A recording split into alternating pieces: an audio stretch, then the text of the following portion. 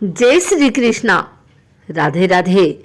आइए सुनते हैं आज अमावस्या पर गीता के 7वें अध्याय और 7वें अध्याय का महात्म्य।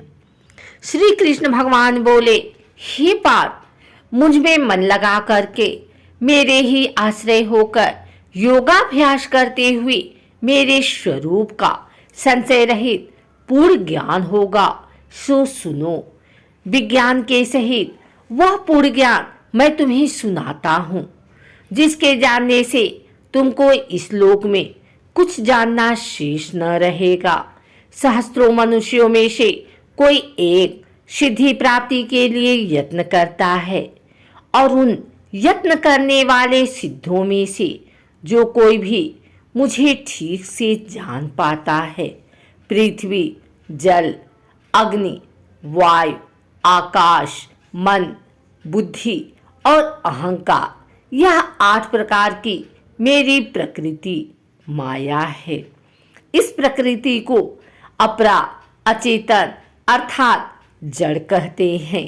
और हे महाबाहो, इसमें दूसरी प्रकृति चेतन है, जिसने संपूर्ण जगत धारण किया है।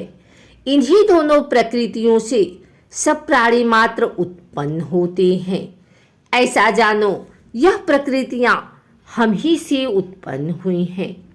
इस प्रकार जगत की उत्पत्ति और प्रलय का कारण मैं ही हूँ। हे धनंजय, धागे में जिस प्रकार मणि पिरोई जाती है, उसी भांति यह संसार मुझ में गुथा हुआ है। मुझसे परे और कुछ भी नहीं है। हे कुंती पुत्र, जल में, रस में मैं ही हूँ। चंद्रमा और सूर्य में प्रभा मैं ही हूँ।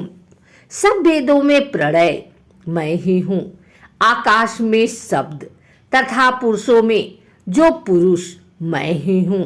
हे अर्जुन, पृथ्वी में जो सुगंध है तथा अग्नि में तेज मैं ही हूँ। सब प्राणियों में जीवन और तपस्वियों में तप मैं ही हूँ।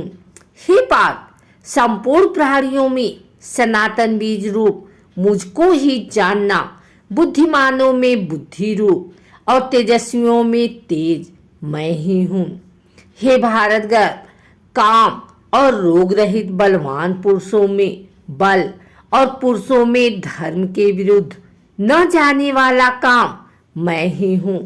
जितने सात्विक, राजस, तामस पदार्थ हैं, वे सब मुझसे ही उत्पन्न हुए हैं, परंतु उनमें मैं नहीं रहता हूँ, ये मुझ में है।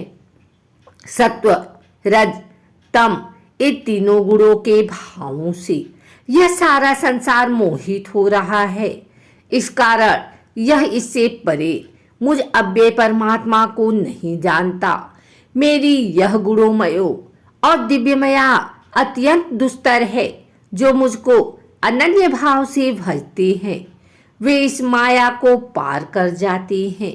जो पापी, मूढ़, नराधम माया ने जिनका ज्ञान हर लिया है और आसुरी भाव ग्रहण किए हुए मुझको नहीं पाते हैं। हे भारत श्रेष्ठ अर्जुन, 4 प्रकार के मनुष्य मुझको भजते हैं। दुखिया, जिज्ञासु, ऐश्वर्य की कामना करने वाला और ज्ञानी, जिनमें सदा मुझ में एकाग्रचित और केवल मेरी, क्योंकि मैं ज्ञानी को अत्यंत प्रिय हूँ और वह मुझको प्रिय है। यद्यपि सब भक्त अच्छे हैं, तथापि ज्ञानी तो मेरी आत्मा ही है, क्योंकि वह मुझ में ही मन लगाकर मुझको ही सर्वोत्तम गति मानकर मेरा ही आश्रय ग्रहण करता है। उनके जन्म के अनंतर ज्ञानी मुझे पा लेता है। ऐसा महात्मा अत्यंत दुर्लभ है। सब जगत को वासुदेवमय समझे। अपनी अपनी प्रकृति के नियम के अनुसार मनुष्य भिन्न भिन्न काम वासनाओं से अज्ञान में डूबकर उन फलों की चाहना से अन्य देवताओं के अधीन होकर उनकी उपासना करते हैं। हे अर्जुन, जो भक्त श्रद्धा पूर्वक जिस जिस देवता का पूजन किया करते हैं, उन पुरुषों की उस श्राद्ध को मैं दृढ़ कर देता हूँ। वह उस श्रद्धा से युक्त होकर उस देवता की आराधना करता है। फिर उसको मेरे ही रचे हुए काम फल प्राप्त होते हैं। परंतु उन अल्प बुद्धि वालों का फल नाशवान है। देवताओं की आराधना करने वाले देवताओं को मिलते हैं और मेरे भक्तजन मुझ में मिल जाते हैं। मेरे अव्यय अविनाशी अत्युत्तम स्वरूप को न जानकर मंद बुद्धि लोग मुझे अव्यक्त को व्यक्त देहधारी मानते हैं। मैं योग माया से आच्छादित होने के कारण सबको नहीं देखता हूँ।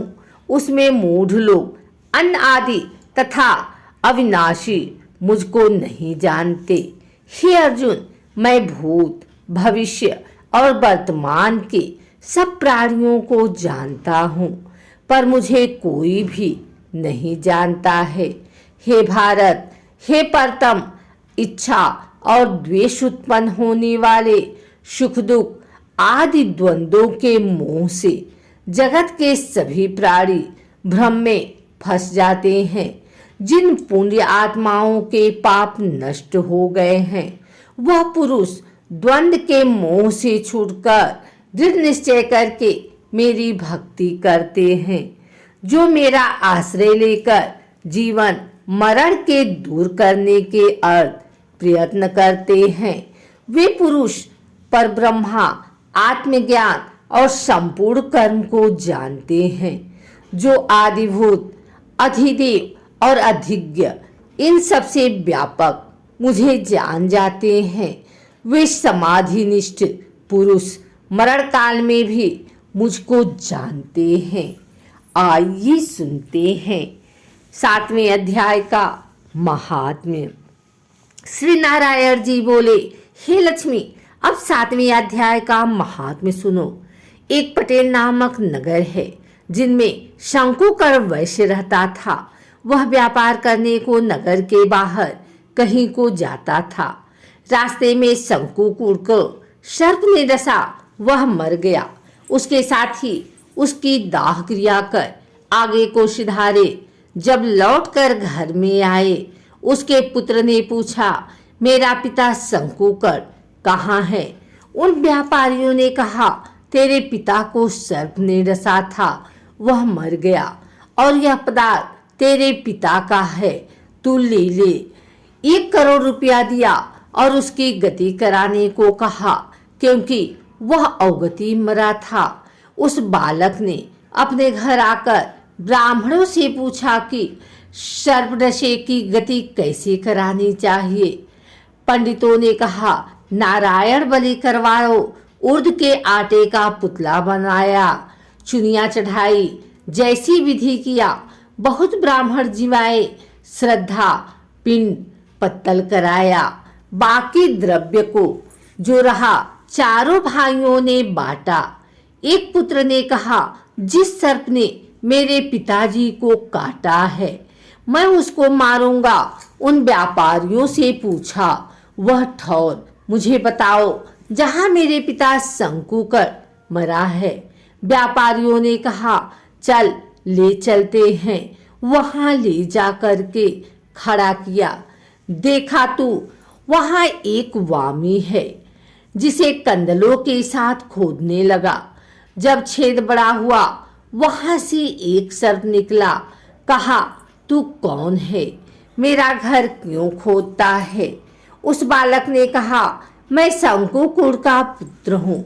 जिस सर्प ने मेरे पिता को मारा है, मैं उसको मारूंगा।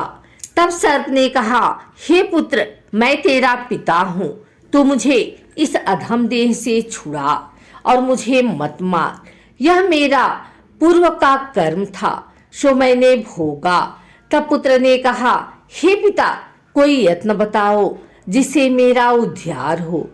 तब उस सर्प ने कहा, हे पुत्र, किसी गीता पाठी ब्राह्मण को घर में भोजन करवा और उसकी सेवा कर।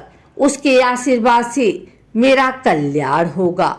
तब उस बालक ने अपने घर और नगर में जितनी गीता के 7वें अध्याय का पाठ कराया और उनको भोजन करवाया, तब उन साधु ब्राह्मणों ने आशीर्वाद दिया।